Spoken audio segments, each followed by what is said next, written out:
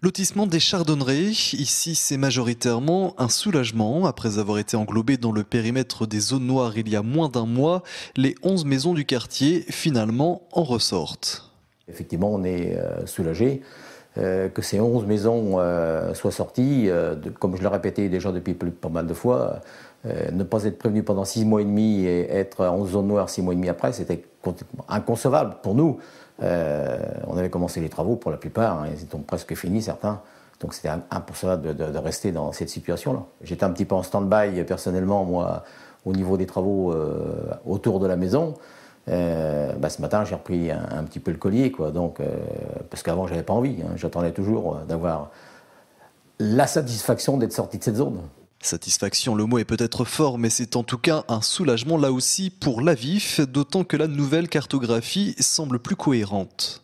On a maintenant une cartographie qui paraît définitive. Les gens savent enfin sur quel pied danser, savoir s'ils sont oui ou non dans ces zones d'extrême danger.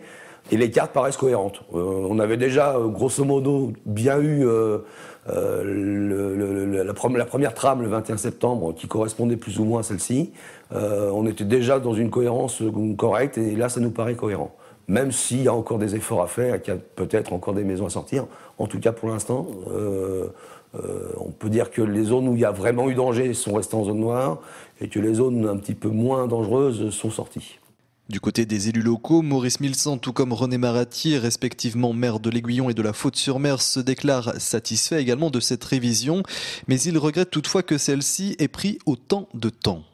Soulagement, toujours vigilant bien sûr. Maintenant, le seul truc qui me choque un peu, c'est que malheureusement, il y a des gens qui ont vendu et qui auraient pu rester. Et ça, je crois qu'on a quand même perdu. Enfin, non seulement je crois, mais on a perdu quand même trop de temps. C'est pas normal que des gens, malheureusement, maintenant se posent la question en disant on aurait pu rester.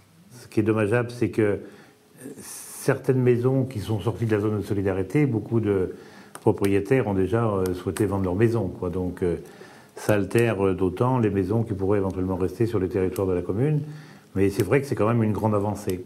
Une avancée qui ne doit toutefois pas faire oublier l'autre épineux dossier du PPRI, un document qui fait l'objet d'une concertation pour une durée d'encore 2 mois.